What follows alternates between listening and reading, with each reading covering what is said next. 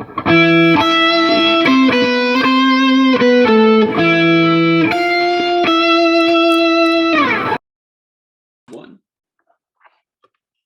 everybody, it's JC with Brown Mint Horror. Once again, we're doing a Behind the Horror exclusive with Mr. Brandon Rhiness with Higher Universe Films. Brandon, how are you doing today, man?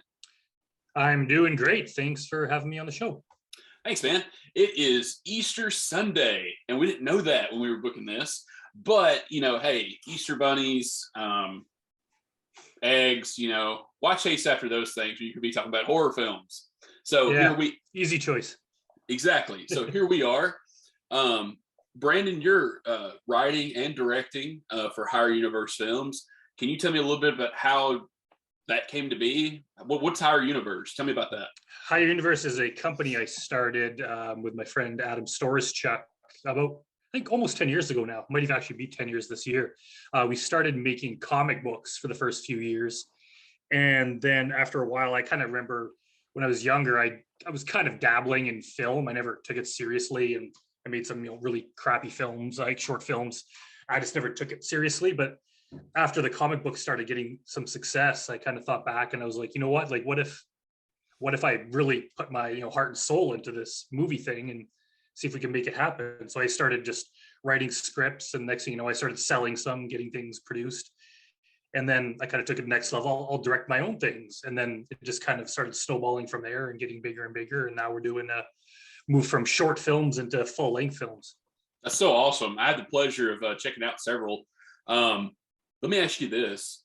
You mentioned heart and soul. That really is what it takes really to get anything up and moving, isn't it? Like myself personally, I feel like, here I am working my 9 to 5 and I'm putting focus into it. And I've got this other thing over here, this other thing over here.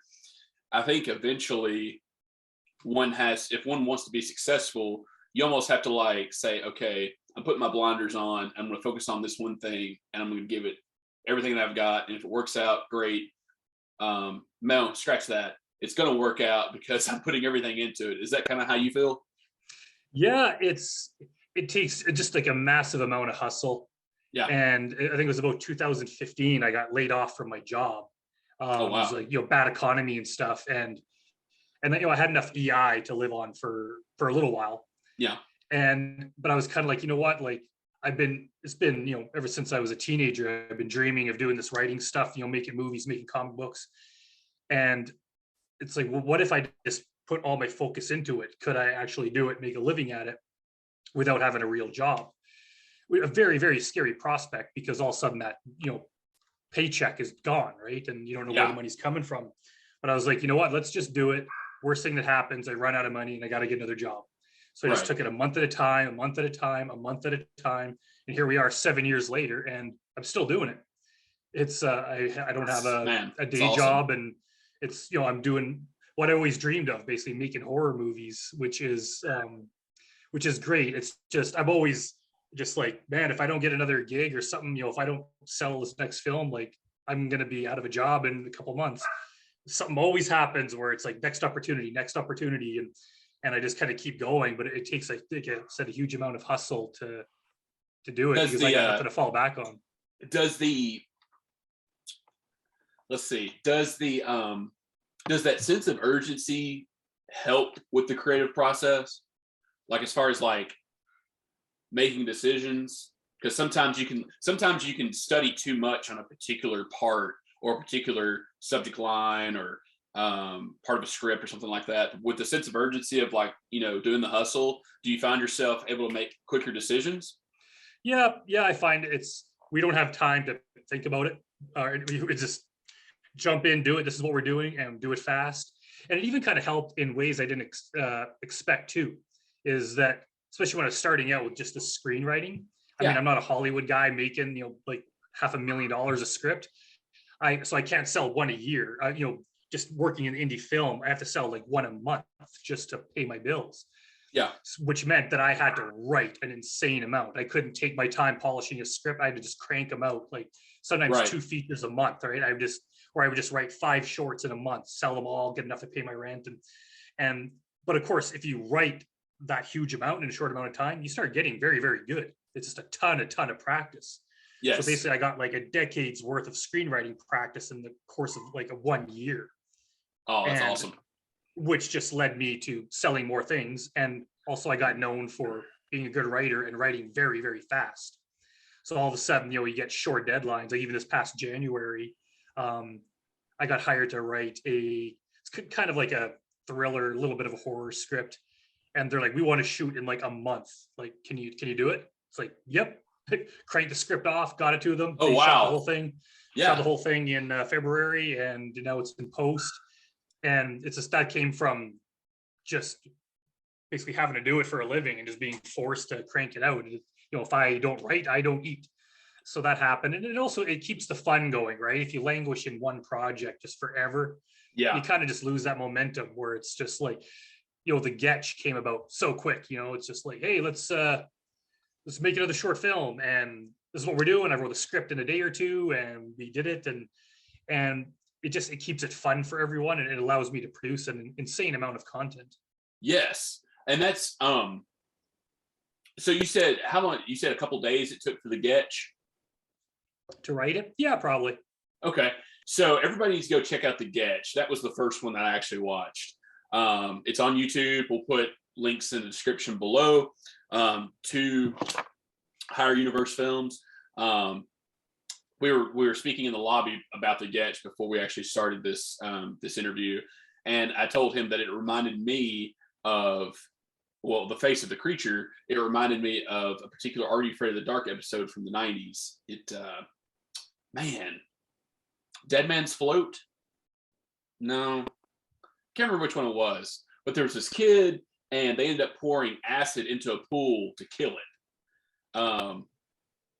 Horrendous red creature, whatever. We might scrap this from the, we might edit this out. But anyway, Are You Afraid of the Dark was a great horror anthology too. They don't need a plug. Definitely. Let's get back to talking about Higher Universe Films. So what would you say? So with you, I mean, I don't want to ask a bunch of questions you probably already answered, but I'd like to know what particular moment or horror film that you watched or whatever kind of got you like super excited, like, man, that's what I want to do that. Ooh, it's hard to pin it down to one. I remember when I was like very, very young, I used to just kind of be scared I remember to this day, my mom kind of makes fun of me that I used to be scared of Sesame Street when I was like 1 or 2. Just Dude, little things in there would freak me out. And even when I was a little kid, just anything that was even a little bit kind of scary would disturb me.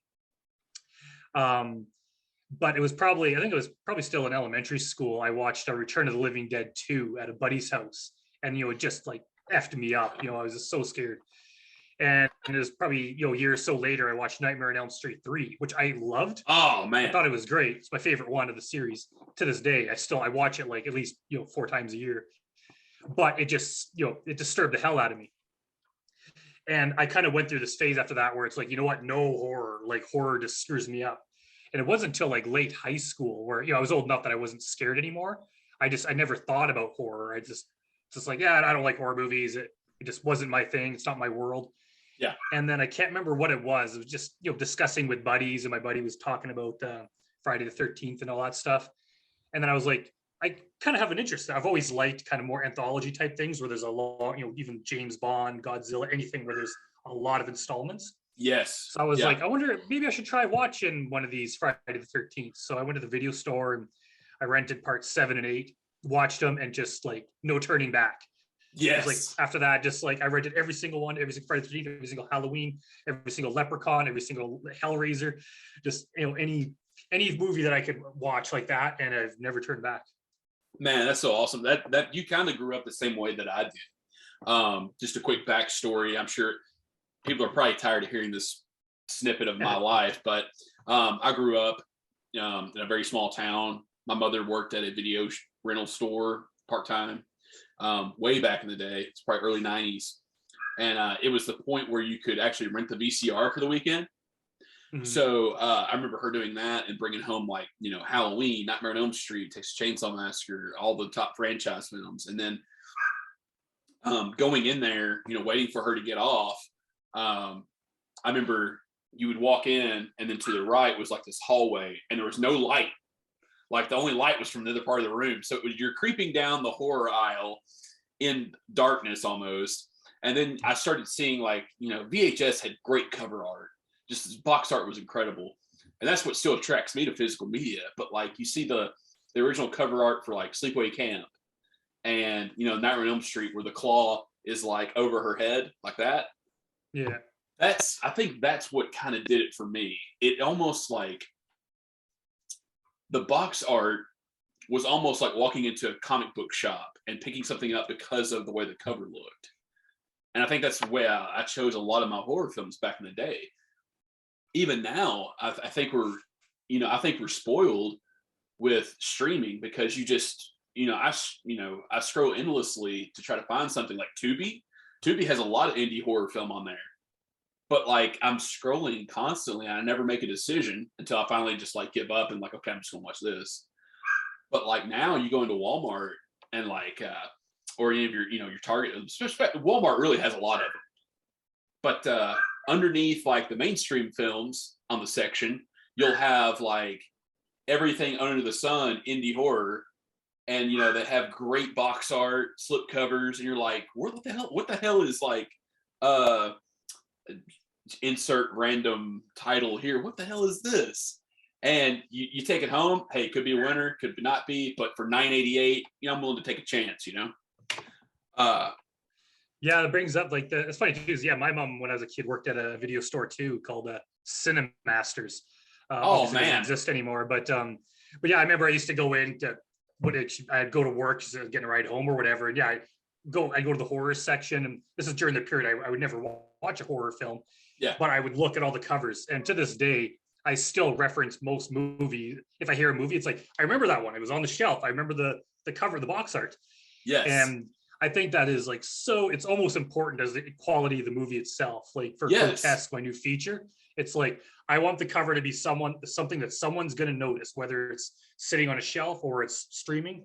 It's got to be something that grabs your eye. And I find that most modern horror are pretty good, but most like Hollywood type movies, the covers are just not eye grabbing. Like they're just so forgettable. Yeah. Like even if the movies are decent, the cover are just nothing that I'm going to remember after it passes by my eye.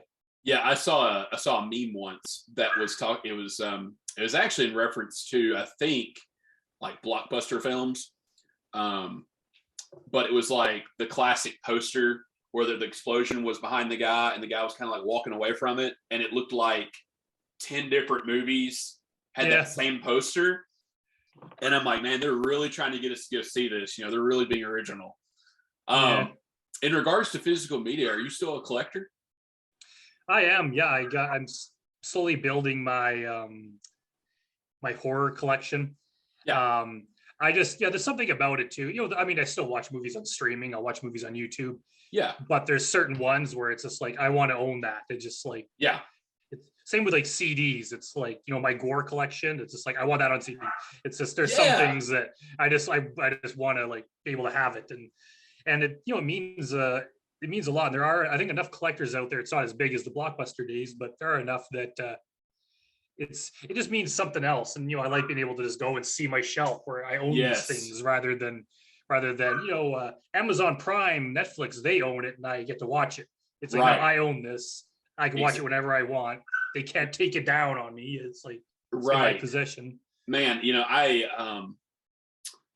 I'm really proud of what Scream Factory is doing for home video releasing.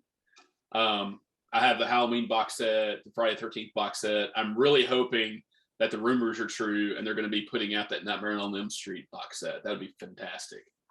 I would love to have that. Speaking of Halloween, we've got our 13th film coming out this year.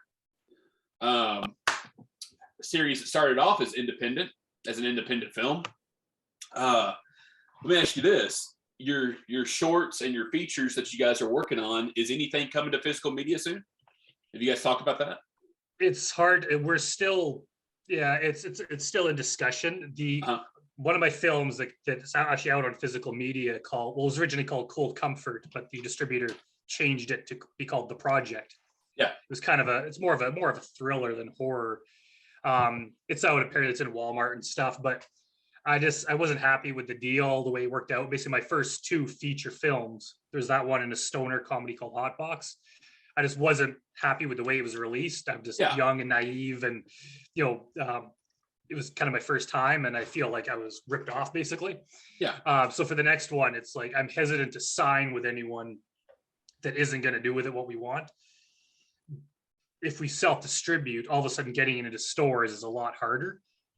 But people on my team were kind of trying to convince me like we could just make our own DVDs, sell them on our website or something, because like physical media is a huge part of it, and I do want to do that. But it's right now it's still, we haven't even finished the movie yet, Grotesque. It's not even done yet. So that's a discussion we will have. But I definitely want people holding that DVD in their hands.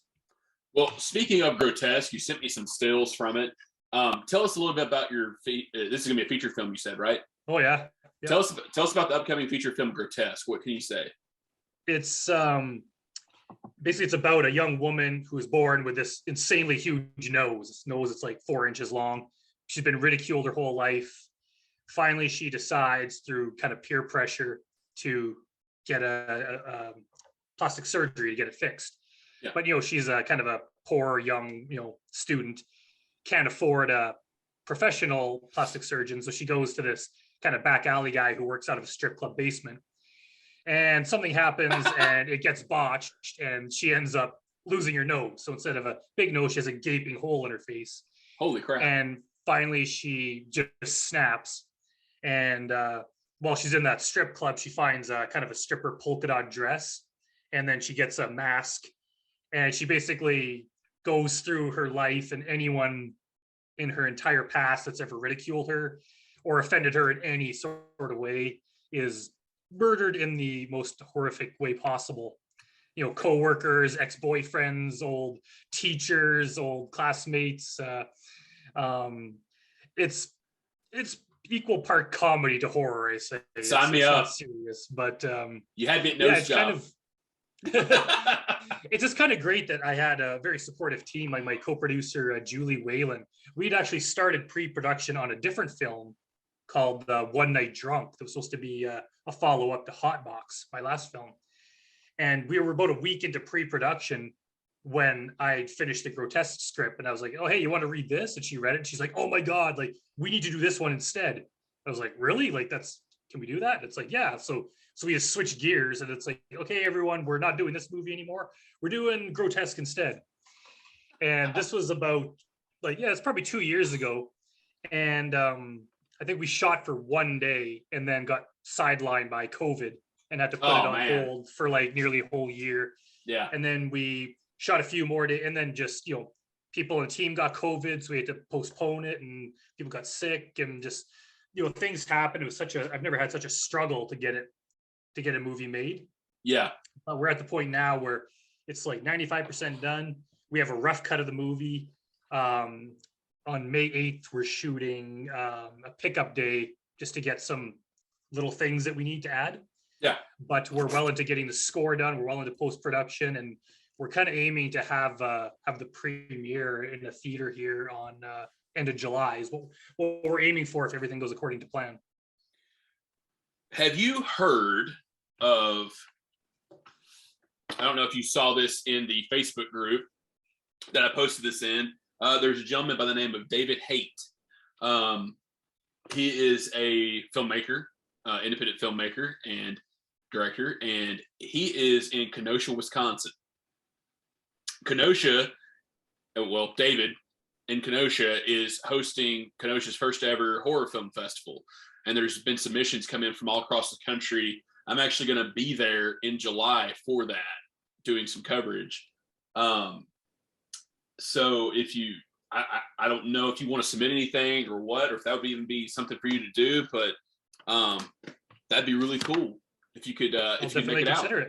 Yeah, I don't know what part of the country you're in. We're in Slashville, Tennessee, as in Nashville, Tennessee. I'm in Canada. Canada? Yeah, Edmonton, Alberta, Canada. Oh, you're up there in, oh man, that's right. Okay, Canada. Well, you might just have to plan a little bit more. So let me ask you this. So going back to physical media real quick, I think we both have a love and a passion for it. Box art, everything like that. Um, one of the things that I like supporting, they're over there doing a Friday 13th fan film is Womp Stomp Films. Have you seen them? I'm not sure. I don't think so. So you can check them out on YouTube. Womp Stomp Films. They did a Friday the 13th fan film a few years ago, launched on YouTube, and Indiegogo blew everything out of the water. Fantastic film. I loved it. But they did a Kickstarter, and one of the things on Kickstarter was one of the perks was a VHS. And now those things are like going for some money. And now that they're working on their third part in this trilogy that's actually going to be a feature-length film, and it's actually starring from part 6 Tom Matthews. So I'm not plugging them. I'm not getting paid to plug them or anything like that. But the reason I'm bringing it up is, could you see any of your films being released on VHS? Because that is becoming a huge collector market, and people are loving it still. I've always considered that, and I even have some films that I kind of worked on when I was a teenager, like back in the 90s, that I have on a VHS that I don't even own a VCR anymore. And one of these days I'll have to somehow get it on DVD, or get it a digital version of it. Yeah, I think that would be friggin' awesome. And actually, now you mentioned my short films, actually I have enough short horror films on YouTube to almost make a feature-length movie. So I kind of came up with the idea that we're going to be shooting this summer. I want to put it together and do a full-length anthology. That would be amazing. And we're going to shoot a wraparound story, and part of it involves someone kind of clearing out an old basement or something. Yeah. And they find a stack of VHS tapes, and each one is titled with one of my films. So they sit there in this basement, watching all these films. Fantastic. It's a bit expanded from there, but that's kind of the basic premise of it. So I'm probably just gonna go on Amazon, buy a stack of old blank VHS tapes. So that's it's always been in the back of my mind, because I don't have my VHS collection anymore, and I kind of miss it, because there's something about just the rectangle shape of it and the weight of it that is always kind of fun. Yeah, there is something about it. There's even DVD and Blu-ray don't do the same thing that a VHS tape does. I don't know if it's the sounds that it makes when it goes in, or it's the actual the tangible, whatever tangible magic that it has. But there's guys out there that are releasing, I don't know if they're just like copying off of Netflix to like a VHS tape, but these guys are doing like custom VHS box art for like newer films and older ones, and they're selling them. I think they're selling the box art, not the actual movie, because I think that would be illegal. But freaking fantastic, man. Like, the way technology is now, like, that's an art form that a lot of people don't really think about anymore, is the box art, and how important that is, and how that really sets the tone, and how it makes somebody make a decision where they maybe wouldn't have picked something up before. So if you do the anthology, you got to do it on VHS. You got to at least make a VHS version of it. Get some great box art. I want to buy like 10 copies, man. If I could find a way to make it profitable, I might even, if I could just almost do like pre-sales, figure out how much demand there is, just so I'm not stuck with 1,000 copies of something that's not selling. Oh yeah, that's I could. Yeah, that would be figure out a way to do it. I would love to. I would love to own one myself, just to. Because I think horror fans, it seems, it could just be because that's who I see the most, but it seems they're the biggest fans of physical media. I don't see that of like fans of Avengers and stuff like that. It's just you don't see someone who's a big Chuck Norris fan who has every Chuck Norris film on VHS or something like that, or action or anything like that. I'm looking at my shelf over here right now. That's what I usually shoot in front of, but I've got Pet Sematary, Silver Bullet, Serial Mom. You remember Serial Mom? Yeah. John Waters film, man, great. Well, we're getting close to time. We plugged a lot of stuff here. One of the things that I wanted to talk about was we have a segment at the end of our interviews where I call it the Tony Robbins segment, and I would want you to take a couple minutes, please, and say or give some advice to someone who's maybe thinking about. I got one for you. let's say there's a kid out there that got an iPhone and they're like, man, I really want to make movies. I really want to get into that. And, I would love to do it. What advice do you have for somebody who's an up and coming filmmaker or somebody who even wants to get into this line of work?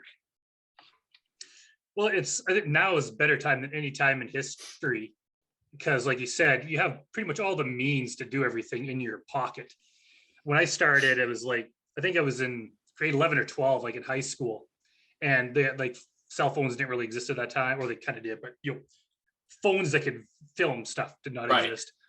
And I just one day I remember I watched Reservoir Dogs and Leon the Professional like in one day, and something clicked in my mind, and I was like, I want to make movies. So the next day I was like, okay, I don't own a video camera, my family doesn't. How do I get one? And in our town there was like the local cable access TV station. So I went down there and I was like, hey, like you guys are always filming events and stuff. Like, can I volunteer to film hockey games or whatever else you do?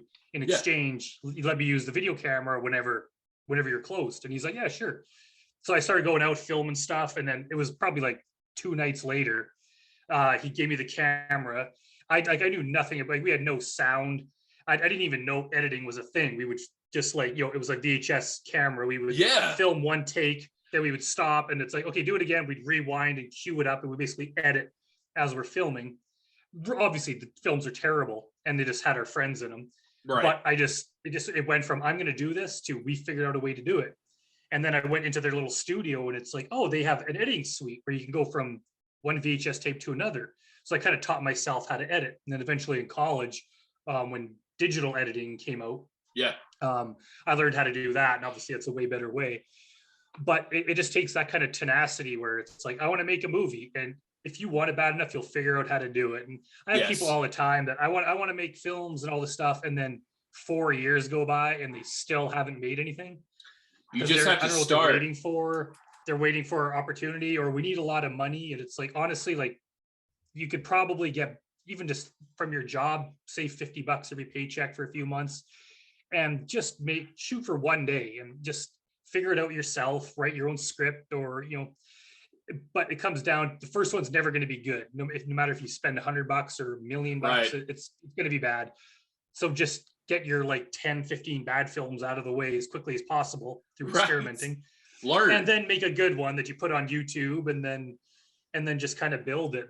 And each little success kind of builds to the next one. And, when I sold my first short script, I would just milk that. Every person I would pitch a script to after that, I would tell them, my last script was produced, because, it makes it look like someone else took a chance on me. There you go. And then all of a sudden, I've had two films produced now, and then I've had 5 films, and now I'm at like 50 some or whatever it is. So I don't really say that anymore, but here's a list of my credits. Right. And as soon as the first short film we did, I think like Mental Case was the first real one I have.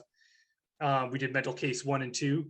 I just milked that in order to do an Indiegogo to get the money to shoot I'm in Love with the Dead Girl. We made that one way more professionally. Yeah. And then I kind of just used that one to do the next. And then, so just my fan base and also my network of cast and crew that I knew grew and grew and grew. And now things are easier. Now I can pull off a full length movie because I have those resources, but it only started because I decided I was going to do it and I did it. So yeah, if you have a phone, just get a bunch of your friends together, write a script that's like 1 page long, takes place in the house, film it, edit it, then do another one and just make it a little bit better, figure out what worked, what didn't. Man. And there's enough resources. You could learn how to make a movie just by watching YouTube videos. I was about to ask, is there any particular source that you would recommend someone view or read? I wouldn't say there's any one. Like I learned basically from just doing it myself. Yeah. Because by the time YouTube became big, I'd already kind of somewhat knew what I was doing. Yeah. But even to this day, I'll just be like scrolling through YouTube and there's something about how to do this, how to do that. And I'll watch it and it's like, oh, that's good to know. So if you just Google how to write a script, how to do that, whatever, you're going to learn a lot. And also hiring people. If you just, whatever city you're in, find like a sound guy and a professional cinematographer and just ask like, how much would you charge for like 1 day's work? And they'll give you a price, be like, okay, I'm going to spend the next 6 months saving up for that. And all of a sudden you have a movie that's got professional sound and professional camera quality. And that's going to, take you to the next level. Yeah, So it's one thing I've noticed is sound and picture quality plays a big role in some of these independent films that we've reviewed and looked at. You can tell when some folks had it and some folks maybe didn't have the budget for that. Still good films, but there's something to be said about, like, I've seen some independent films with great video, great sound, and the story was kind of, not very good. yeah. But well, that's great information, man. I'm pumped. I actually am rolling around a couple of stories in my head, and I think that I've got some buddies that I think that would shoot it with me, and I've got my iPhone Pro. So I think that I am going to challenge myself, and this is the first time we're saying this here on Brown Mint Horror. Brown Mint Horror is going to challenge themselves to, like Brandon said here, a one-page script, and we're going to shoot a horror film, and we're going to post it on our YouTube channel. I know you're probably, you said you might, hey, get those first 15 knocked out of the way, but I think it would be cool for folks to see what it looks like from the complete ground floor to putting something out, like that whole process of like trying to create something. What do you think? I think it's a great idea. It's like, we did one called, some of the shorts we did a few years ago, we called it Horror Day, where we shot 5 short horrors in one day. They were all about 1 to 2 minutes, like a page or two long, all in and around my apartment. And then it was a year or so later, we did one called Horror Weekend, where we did the same thing, but it was over a long weekend. And that's where Bloodbath and The Hunger that you watch were from. Yes.